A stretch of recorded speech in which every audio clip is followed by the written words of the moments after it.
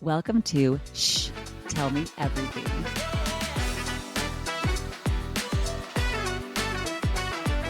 Welcome, everyone, to another episode of Shh, Tell Me Everything. Okay, today's episode, I think, is a little bit monumental because I think we officially have our youngest guest that we've ever had. But as anybody that's old like me, I'm 40, you'll know that it seems like the whole world is now run by young people. And I don't know when that happened, but it happened recently. So I'm very excited to be joined in our studio today by Brent Taylor.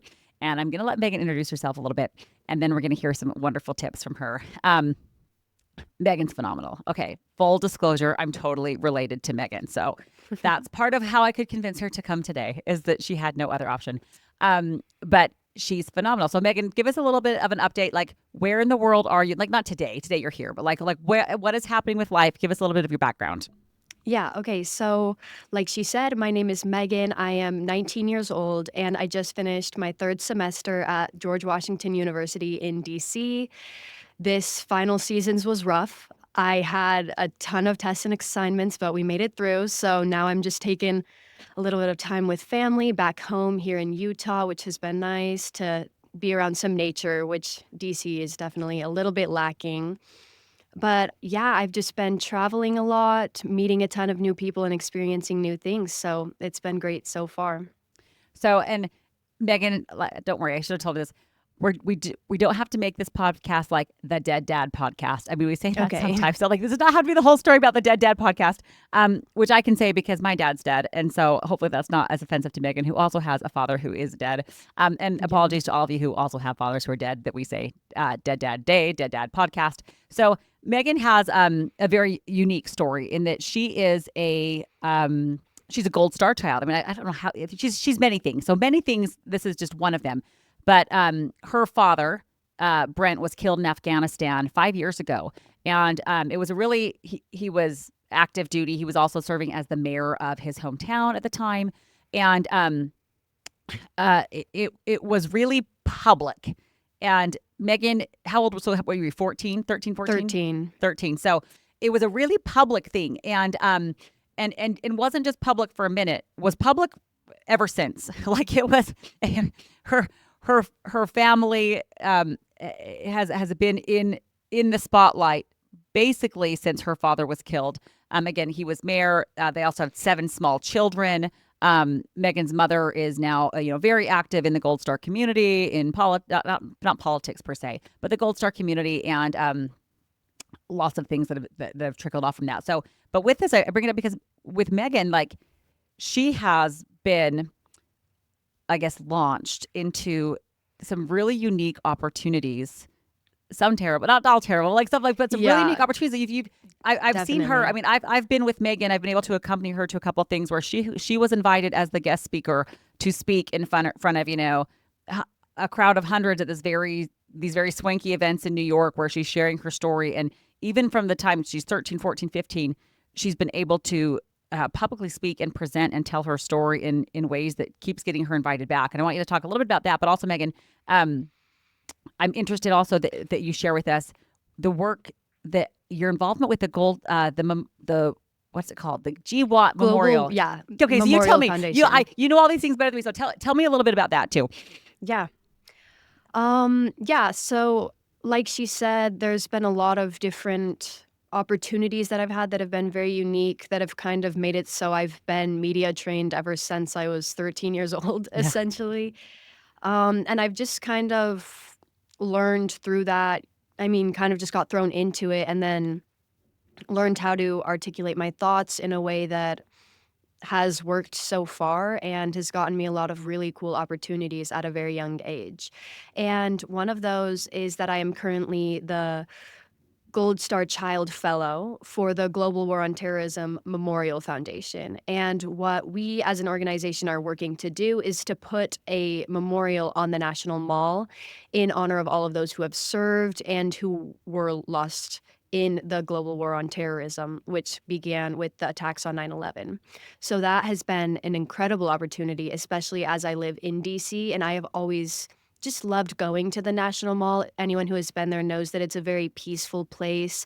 It's kind of a retreat within the city. You can take some time away and just find some quiet and find some peace.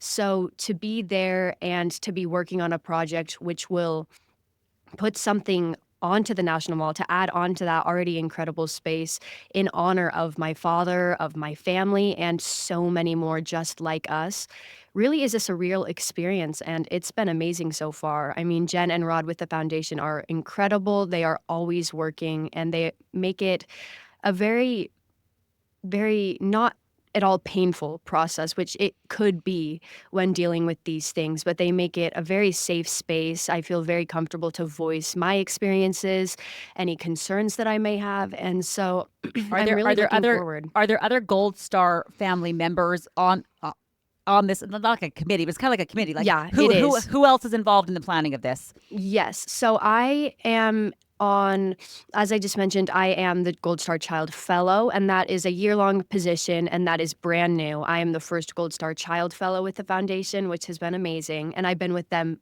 with that position since May of 2024. And they also have a design advisory council, which me and my mother, Jenny, are both on, alongside other Gold Star and also veterans, I believe. And this just is a really unique approach that allows the designer to get feedback from those who are living these experiences, those who this memorial is for. And this has never been done before for any other war memorial put onto the National Mall. So I think this is an amazing approach that Jen and Rod were extremely considerate to add in. And they have a council of people and they allow us to say what we feel this monument should be like, what we want to see from this, and what others similar to us want to see happen with this, which I think is a really cool thing that they're doing. Well, and it's a really big deal. I mean, I get chills just thinking about it. For those who have been to DC, like the National Mall, to have anything put on the National Mall is a very, very big deal. There's not many memorials, and the memorials that are No. there are phenomenal. I mean, they are the face of our nation and They intended are. to last for all time and are very meaningful and imbued with importance. You know, you go there and you feel it like that. This Yeah. is where history is being commemorated. And you know, I've spent a bunch of time in DC too. And I lived there. Oh, it's probably been 15 years. I spent a semester there, but that was during the war on terror, you know, and it's just very interesting that you're seeing all these memorials and monuments to other wars and those who fought and served while the one's going on. And now we've kind of transitioned into they're actually going to put this memorial there. I'm thrilled. Is there a timeline? Like when are they hoping to have this actually started or completed?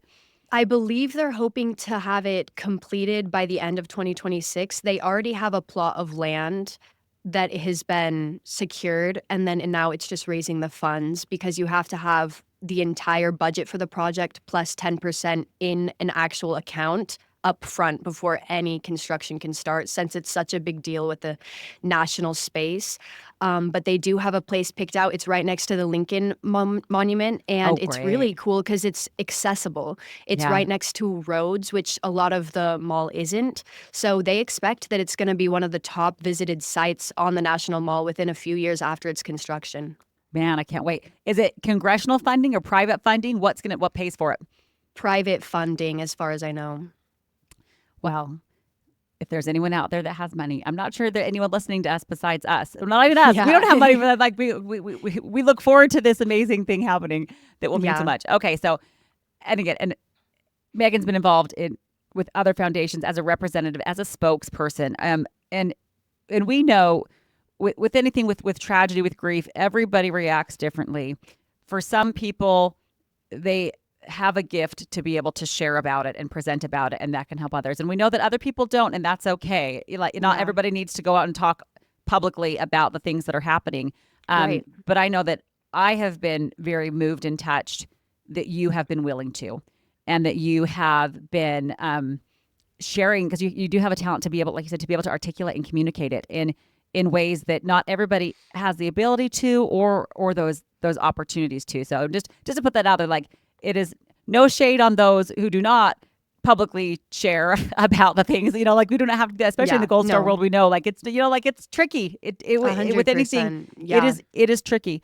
But sharing what you experience has meant so much to me, and as I've been watching you. Okay, but now enough about the things. I could talk about you all day because also okay. So Megan's also one of my very favorite people because she's just so much fun. And okay, I could talk forever about Megan. So instead, Megan, I need to remember what I'm supposed to do here. What I'm supposed to do here is ask you to share something with us that is a secret that has made all the difference in some aspect of your life. Something that that really you have learned, or that has made all the difference. That, man, if some of us could know that, or old Megan, or whoever it is, or young Megan, that would have been so helpful. So Megan, just tell me everything. Okay. Well, it's been said before, but I am a big believer in fake it till you make it. Something that I've learned, I feel, through a lot of my different experiences is that really nobody really knows what's going on. Everyone's just trying to figure it out as they go. I mean, I think of parents, when you're young, you think they know everything and they're responsible for everything. And then the older that I've gotten, I've kind of been able to take a step back and look at my mom more as a person than just my parent, and see how she has her whole entire life outside of that, and how this is her first time doing everything as well. This is her first time being alive, and it's all of our first times being alive. So I feel that we're all just trying to do the best we can as we go. And that's honestly the best approach I feel that I've found. Well, Whether and it's interesting too, because I see like maybe that's part of how like you've had to walk onto some pretty big stages in life and show up, and you're there with people who are very prominent, have a lot of money, have a lot of sway, have a lot, like, people know who these people are. Yeah. And here you come, you know what I mean? And you have to dive right in. And that there's probably that fear we all feel, that kind of like imposter syndrome, right? Of like, oh, should I be here? And how do I do it? But I guess fake it till you make it, right? Yeah. Yeah. I was doing a job shadow with the governor a year or two ago, and we were interviewing different diplomats were there, and people were By the coming way, over. There was just so much happening. Spencer, if you're listening to this, I would love you to be on the podcast. So there we go. Governor Cox, if you're out there listening, get him perfect. over. Plug in. Sorry, continue, Megan. No, yeah. So we were just meeting all these different people, and I was just kind of following him around on one of his days as the governor, and there was so much happening. And then he asked me my thoughts on one of the things that were being discussed, and I was like, I don't feel like I'm qualified for this. And he was like, none of us know what we're doing. Like, that's the secret. And so coming from him, coming from so many different people that I look up to, it's all kind of the same thing of just do the best you can, and we're all figuring it out as we go. So that's definitely been something that's helped me, I think. I think one of the phrases that I use all the time when people ask, like, oh, how's it going? How's this going? And my answer is always, oh, I'm learning. We're learning. We're learning so much, because we don't know, like, what. No. Or my response often is like, well, what should it be? You tell me, because people come asking for a very clear answer or clear direction on something as if I know. Right. I don't. So, okay, well, you tell me, what should it be? You know, what should we be doing? What should you say? What should I say? Like, we don't know. Yeah. So that's definitely something, I mean, just kind of showing up. Yeah. That's. Well, wasn't it our Uncle Doug that famously has said, half of life is just showing up. Like, if you'll show up, if you'll actually say, fine, okay, and you go show up, then you can figure it out. Like, you just, it's showing up. Yeah. And I think that was big. I mean, after any life-changing event, definitely after my dad passed, there was a lot of things that I still had to do. I mean, I was only 13, so it was just about showing up to school and still showing up different places, still being with people. And I think that's a big thing that helped me get through that.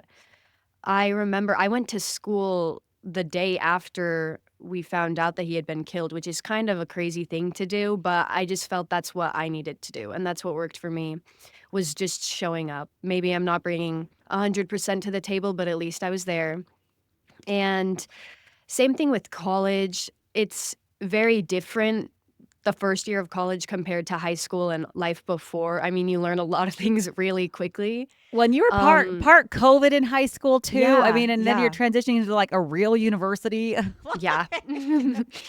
The Weaver High School to established university You're right. pipeline. There was a Yeah. learning Oh, yeah. curve. And we do love you, We Were High, but We here we are. do. Yep. Uh-huh. Yeah.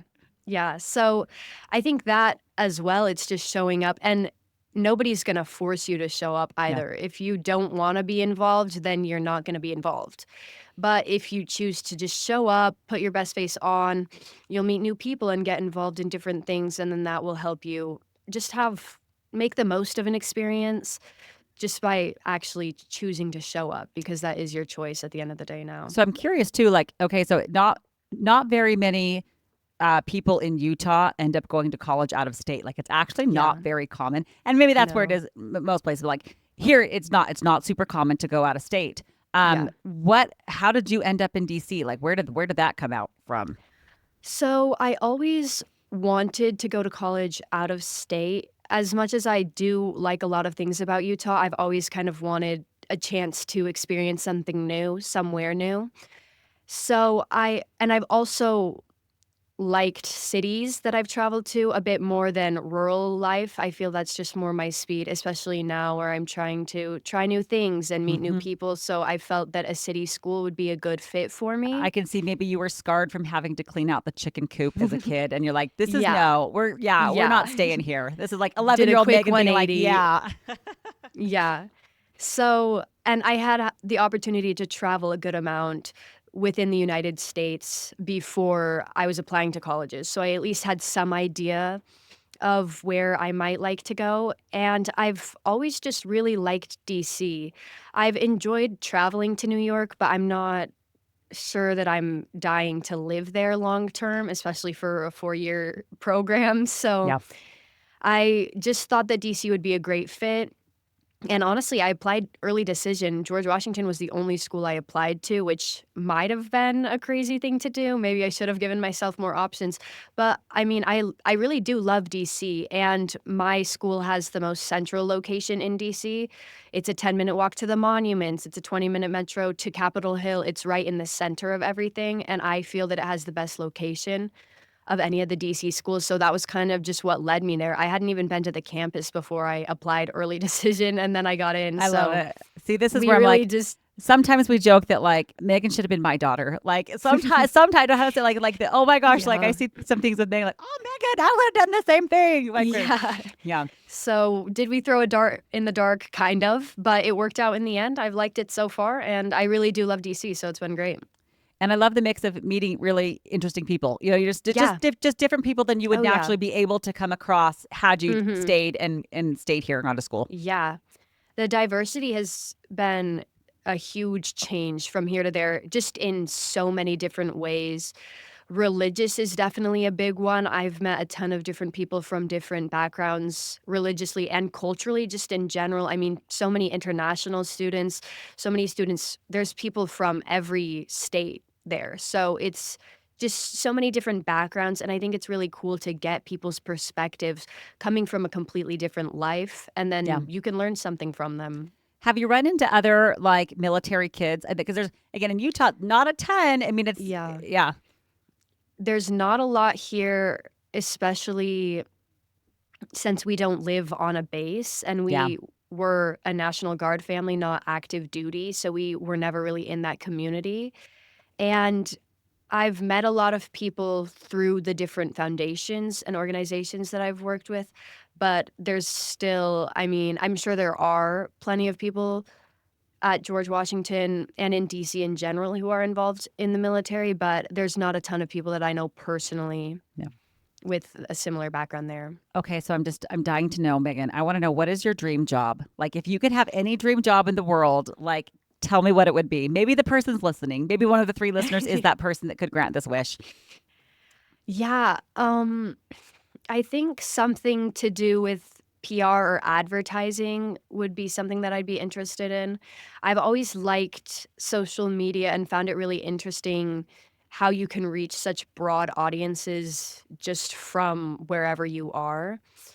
And so I think that it would be cool to have some type of job in that way for maybe, I don't even know what type of company. I'm honestly open, very open to suggestions, but I just think something that would allow me to do something like advertising, like creatively that way because I've always liked thinking of different ways to spin a product and things like that. So I think that that would be a dream for me. Another thing that would be nice about that would be if I had some flexibility of where I could be, maybe work from home or wherever, at least part-time. I think that would be really cool as well to allow me to travel, which I also love. Right? I love it. And I think are you still hoping to do a semester in Greece or a year in Greece? Yes. Moving, when would that be? That would be about a year from now. So spring semester 2026. Oh, good. If you're there, I'm coming to visit. Sorry, Please sorry, do. tax people. I won't be available. I will be somewhere Yeah. in Greece finding Megan. Yes. I No, love I it. think that would be amazing. That it would be. Megan, I'm so delighted that you'd be here. Let's reiterate again. We're gonna fake it till we make it. And and that really, I look at all the stuff that we've ever done, and sometimes it looks, oh, Megan, you've done these amazing things. Yeah, because you had to fake it or you had to fail 20 Yeah. times, and you just kept Right. going. You just kept going. Just keep going. You just just showed show up. Yeah. And maybe sometimes I'm like fake it always, and not like in a bad way. We're not like, but it's like Yeah. you may never get to where now everything is perfect, which is it's been interesting to me too as I'm seeing you and Jenny and interacting with these what you would call groups of more polished people, polished organizations, things that are a Sure. big deal, that they do this. They have professional people that are just going to help you do this.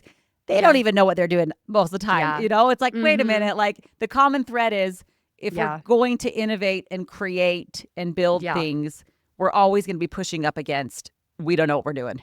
Yeah. Okay. So it's to some degree, if you want to do something great in life, you're going to have to fake a little bit and go figure out Yeah. how to do it. Well, I just admire you so much. So Megan, take the last minute and you can share anything you want to share with us or tell us how we can find you. Okay. How you can find me? I That's think a weird on question. LinkedIn- I'd say just Yeah. LinkedIn. on LinkedIn. Yeah. I'm not really sure. My name is just Megan Taylor on LinkedIn. If you search I Megan usually Taylor, ask that to should. business owners. It's like, oh yeah, go Yeah. to the website. I was like, okay, how about LinkedIn? Yeah. Megan Taylor on LinkedIn. Yeah, Megan Taylor on LinkedIn. You can find me there. I'm trying to be more active on that. I know I need to keep posting more, but Or we'll We're getting there. we'll follow all the things, and we're excited to see what happens Yeah. with you in your career. We're excited to see what happens with the memorial that's going to be going in the next. Well, I mean, everything takes forever, but Right. things are actually going to be happening here in Yeah, the it's next in few the years. works. That's exciting. And Megan, we just think that you're the greatest. Good luck with everything back in Washington, D.C., and we just appreciate Thank you. you. And thank you, everybody, for listening, and we'll see you next Yes. time. Thank you for tuning in to an episode of Shh, Tell Me Everything. This podcast is proudly hosted by PackTax and produced by Techne Innovations. We drop new episodes 4 times a month, so be sure to subscribe and never miss out. See you next time, and keep those secrets coming.